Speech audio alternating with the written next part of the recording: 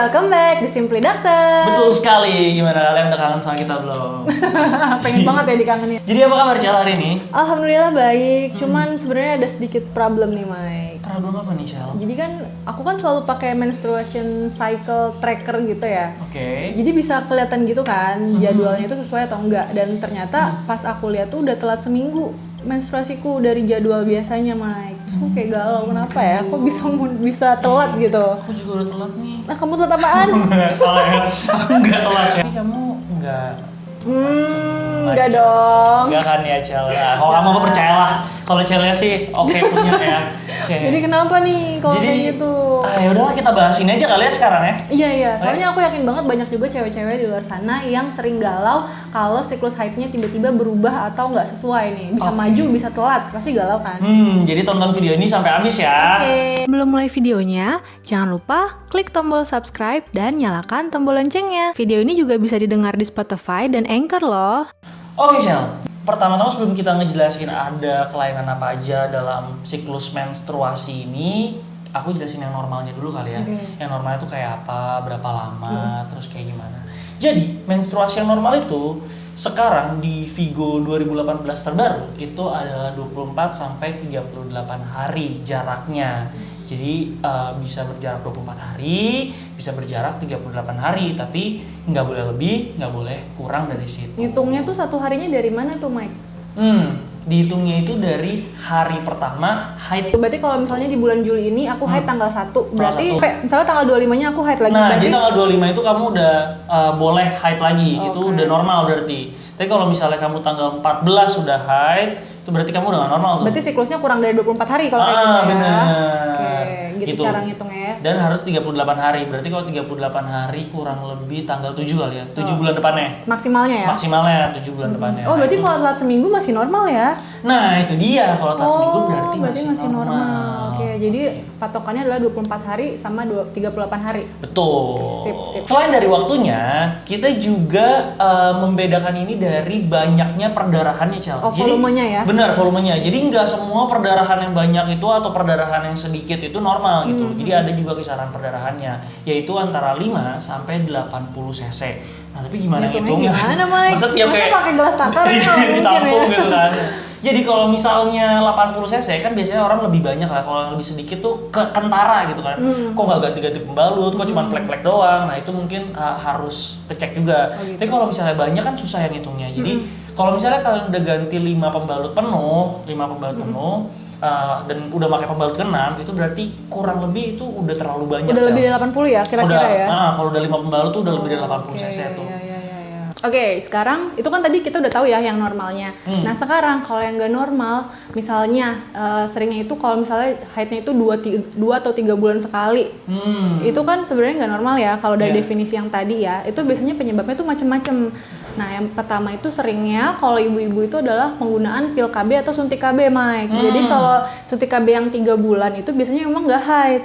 Jadi kalau suntik KB yang 1 bulan itu dia masih bisa haid biasanya. Tapi kalau yang 3 bulan tuh nggak haid. Jadi karena isinya berbeda ya. Jadi kandungan hormon di dalam KB-nya itu juga berbeda. Jadi menyebabkan menstruasinya juga nggak teratur. Tapi pil KB yang sebulan juga bisa nyebabin ini bisa juga. Nyebabin juga kayak perdarahannya tuh nggak teratur.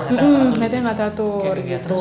Terus yang kedua yang sering juga itu penyakit di organ reproduksi seperti polycystic ovary syndrome, Mike, gitu. Aku rasa teman-teman yang perempuan ini banyak yang udah familiar sebenarnya dengan istilah PCOS ini ya. Terutama kalau misalnya yang sudah menikah dan belum langsung dikaruniai anak, biasanya ada dugaan ke arah sana karena itu mengganggu kesuburan. Betul. Gitu. Terus dokternya juga mungkin kalau USG bilangnya paling iya nih ada kista gitu ya, bilangnya. Kista di ovarium gitu ya.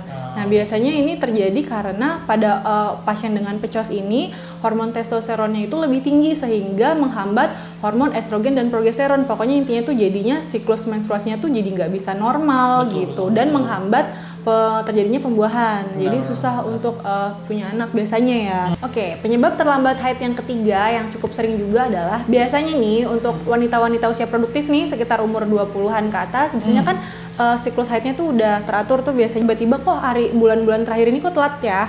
Ternyata setelah ditelusuri si pasien ini lagi menjalani diet ekstrim.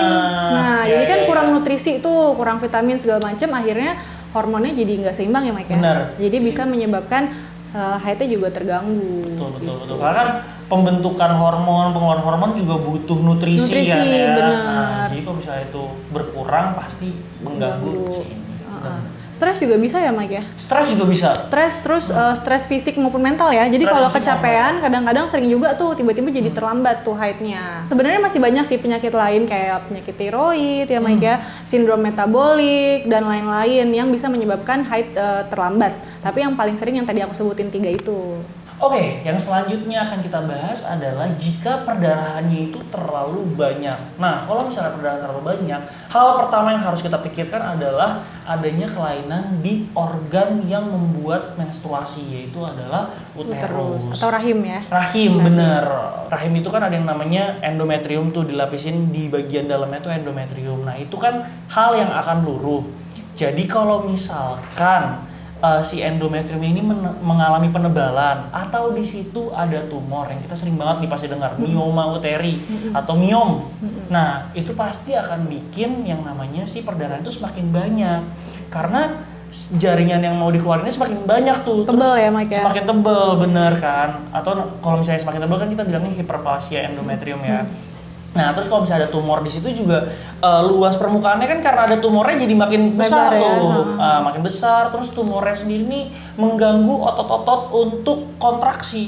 Sehingga perdarahannya tuh nggak bisa berhenti, Cal, ketika dia menstruasi. Harusnya otot itu dia berkontraksi ya, ngejepit Berkontraksi, pembuluh ngejepit, darah ya. uh-uh. Tapi karena ada si tumor yang ganggu, akhirnya nah. nggak kejepit, akhirnya perdarahan terus. Bener banget, Oke. gitu. Berarti itu tandanya biasanya kalau haidnya itu lebih dari 5 kali ganti pembalut tadi ya? 5 kali ganti pembalut. Bahkan kalau misalnya menoragi, kebetulan mama aku kan ada miom dulu. Itu tuh katanya kalau misalnya lagi menstruasi bisa sampai tembus tuh, bisa sampai ngalir-ngalir gitu, Cak. Iya. Gitu. Jadi kayak lumayan emang agak signifikan sih perdarahannya. benar, gitu. Bahkan kalau misalnya di beberapa orang, nggak semua sih, di beberapa orang itu bisa sampai menyebabkan kekurangan darah. Iya benar. Berarti harus di USG ya untuk tahunya ya Mike ya? Benar. Nah, jadi kalau misalnya emang nggak kelihatan di USG, bisa jadi memang kelainannya bukan di, kan tadi kan kita harus mikir kalau kelainannya di Organ. rahimnya ya. Di rahim. Nah, tapi kalau misalnya emang di USG ternyata kok nggak ada apa-apa, itu kita harus berpikir yang lain, yaitu bisa aja misalnya kelainan pembekuan darah, gitu. Sehingga pemeriksaannya bisa sih cek darah. Oke, jadi kelainan haid yang ketiga itu adanya spotting atau ngeflek di antara 2 siklus haid nih, Mike. Nah, ini bisa disebabkan yang pertama karena penggunaan pil KB, terus yang kedua karena stres, dan yang ketiga karena obesitas atau kegemukan gitu. Jadi misalnya biasanya haidnya di tanggal 1 awal bulan, terus nanti haid lagi kan awal bulan lagi berikutnya. Nah, di tengah-tengah tiba-tiba ngeflek tapi nggak banyak, cuma dikit. Nah, itu namanya menometroragi kalau di istilah medisnya. Oke. Dan selanjutnya ada juga yang kelainan di mana justru si wanita tersebut tidak mens nih, Cel. Atau kita namakan amenore. Nah, kalau amenore ini dibagi 2, Cel. Jadi ada yang primer, ada yang sekunder. Nah, bedanya kalau yang primer itu adalah dia bener-bener seumur hidupnya belum pernah menstruasi. Sampai gede? Sampai gede, sampai dewasa, itu dia nggak pernah menstruasi. Itu kita sebut amenore primer. Nah, ini biasanya disebabkan oleh kelainan-kelainan anatomis. Dan satu hal yang nggak boleh dilupakan itu ada namanya himen imperforata, Cal. Jadi kayak dia himennya itu masih nutupin jalan lahir. Jadi sebenarnya secara fisiologis dia normal tuh, Cal. Tapi si himen ini atau yang orang sering dengar tuh selaput darah. Selaput darah ya. Selaput darah. Nah, itunya tuh nggak ada lubangnya tuh, Cel. Jadi sebenarnya normalnya selaput darah emang ada lubangnya ya, Mike? Ada lubangnya. Walaupun belum pernah berhubungan seks. Gitu. Nah, justru kalau nggak ada lubangnya jadi ini nih. Jadi nggak bisa haid. Jadi nggak bisa haid nggak keluar tuh haidnya gitu. Nah, selain si himen imperforata berarti kelainan-kelainannya bisa aja kelainan anatomis dari rahimnya misalkan gitu, atau misalkan memang si anak tersebut atau si wanita tersebut ada genetik, kelainan kromosom ya, Mas? kelainan kromosom gitu yang menyebabkan dia tidak bisa, hormonnya itu tidak seimbang sehingga nggak bisa ovulasi, nggak bisa menstruasi gitu. Nah, kalau yang kedua yang sekunder itu adalah jadi dia pernah mens, jadi udah pernah mens pertama kali atau kita namakan menarche. Nah, setelah itu dia nggak mens berturut-turut dalam 3 bulan. Dia misalnya mensnya teratur nih ya sampai umur 17 tahun misalkan. Umur 17 tahun teratur, terus tiba-tiba dia 3 bulan berturut-turut dia tidak menstruasi. Nah, itu kita udah bisa bilang dia sebagai amenorrhea sekunder ya. Gitu. Biasanya kalau misalnya itu kelainan udah hormonal sih, Cel. Oke. Gitu. Terus sama dengan pasien-pasien yang udah mengalami pengangkatan rahim ya, Mike? Oh iya, benar. Jadi misalnya udah pernah ada miom atau penyakit lainnya di rahim yang harus sampai diangkat rahimnya, itu pasti udah nggak akan bisa menstruasi lagi. Betul. Terus satu lagi misalnya ada pengangkatan ovarium, tapi biasanya karena ovarium kita ada 2 ya, kanan dan kiri, jadi kalau masih diangkat satu lagi masih bisa untuk produksi sel telur dan masih bisa menstruasi sih. Sehingga kalau bisa menstruasi masih bisa Hamil. Gitu. Oke, jadi kan tadi kita beberapa kali nyebut soal obesitas ya, kegemukan, terus tentang sindrom metabolik bisa nyebabin gangguan haid. Nah, jadi terkait itulah pentingnya kita para wanita untuk memperhatikan pola makan kita. Jadi jangan terlalu sering makan yang junk food ya, yang berlemak. Jadi kita harus juga makan sayur dan buah, minum air putih, dan satu lagi yang paling penting adalah olahraga, Mai. Betul. Ya, jadi karena olahraga itu bisa membuat haid kita lebih teratur.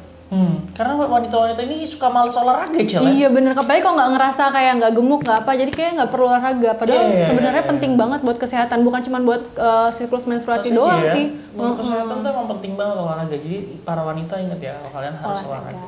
Oke. Jadi sekian video kita pada kali ini. Kalau misalkan ada pertanyaan, jangan lupa harus tulis komen di bawah. Oke, makasih ya udah nonton. Dadah.